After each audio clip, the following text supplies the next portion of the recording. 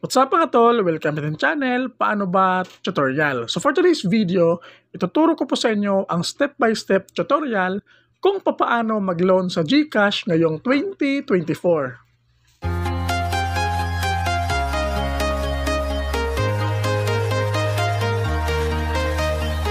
So mga tol, para sa bago pa lang po nga dito is pwede nga tayong mag-loan sa GCash. Pwede nating magamit pang emergency mga tol kung sakali mang meron tayong paggagamitan.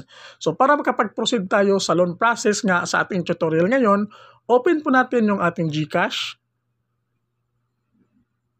So once nakapag-login na po kayo mga tol sa inyong GCash account, first step nyo pong gagawin is i-check ninyo kung mataas na ba yung G-score ninyo. So para malaman yun mga tol, i-click nyo po itong profile.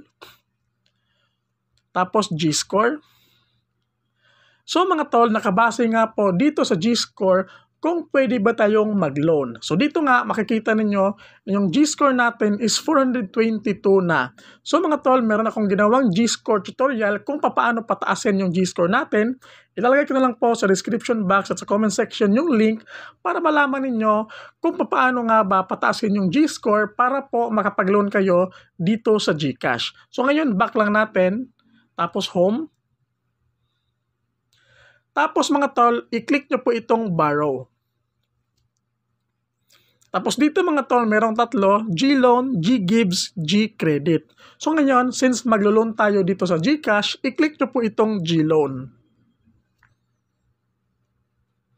So dito mga tol, kapag pwede kayong mag-loan sa GCash, magpo-proceed po yan. At kapag hindi naman, hindi yan magpo-proceed mga tol. So since pwede tayong mag-loan, kasi nga yung G-score natin is 422 na, ito yung nakalagay. So mga tol, para sa mga hindi po nakapag-loan, comment down below mga tol kung ilan po yung G-score ninyo at panoorin nyo lang po yung tutorial natin kung paano nga ba pataasin yung G-score para makapag-loan din kayo dito sa GCash. So dito mga tol, pwede tayong mag-borrow ng up to 2,000 pesos.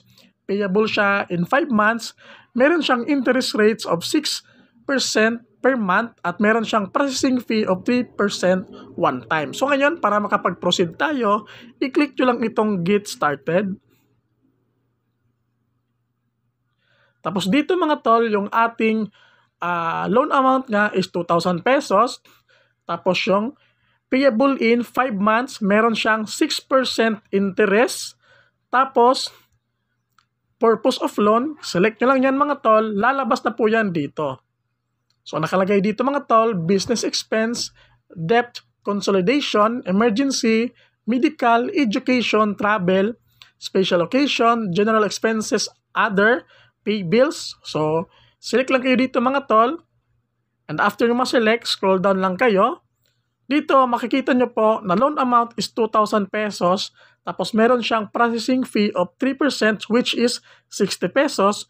So yung total amount marireceive natin is 1,940 pesos na laman. So para makapag-loan tayo, i-click nyo lang itong Get This Loan. So yan mga tol, amount to be received 1,940 pesos. So principal amount 2,000, interest per month 6%, processing fee of 60 pesos, duration 5 months, payment due on March 11, 2024. So every 11 of the month yung ating kailangan makapagbayad na po tayo dito sa ating G-Loan.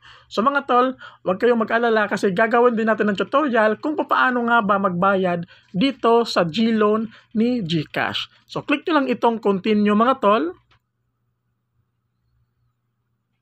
Ayan, review nyo lang ito mga tol, yung personal information ninyo. Tapos after nyo ma-review, i-click nyo lang itong next. Tapos dito mga tol, sa pangalawang information, i-review nyo lang at fill upan nyo lang yung hindi pa napi-fill upan. So dito mga tol, sa emergency contact, nakalagay dito, make sure you have informed this person that you will listed them as your emergency contact. We will be sharing their information with Fuse Lending INC. So dito mga tol, fill upan nyo lang to and after ma-fill upan, next. Tapos dito mga tol, review your G-Loan. So after ma-review lahat, dito mga tol, to proceed, please review, then i-check nyo lang itong I agree to Fuse Lending Inc. Data Privacy Agreement. Check nyo lang yan, tapos click Submit. Ayan mga tol, amount to be received 1,940. Ito yung parang summary natin. So again, i-click nyo lang itong I agree. Tapos yung I agree sa ilalim. Tapos click Continue. And mga tol, you are about to receive 1,940 pesos. Confirm. Tapos meron tayong marireceive na OTP. So after nyo ma-receive yung authentication code, mga tol, i-click nyo lang itong Submit. So yan mga tol, congrats! Your loan is successful. Your loan amount will be sent to your GCash account within 24 to 48 hours. You will receive a text or an email to confirm your transaction. So i-click nyo lang ito mga tol at hintayin nyo lang po na pumasok yung loan ninyo dito sa inyong GCash dashboard. I-click nyo lang itong OK. So dito mga tol, makikita po ninyo available balance of 2,000 pesos. So ibig sabihin, wala pa pong 5 minutes, pumasok na siya dito sa ating GCash account. At meron din tayong na-receive na email.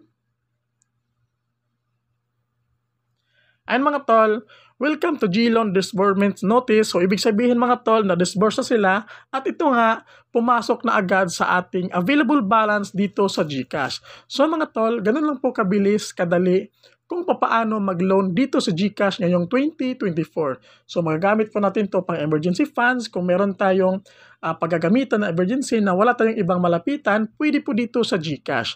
So mga tol, hope nakatulong tong video natin ngayon. So don't forget to like, comment, and subscribe. God bless po sa ating lahat.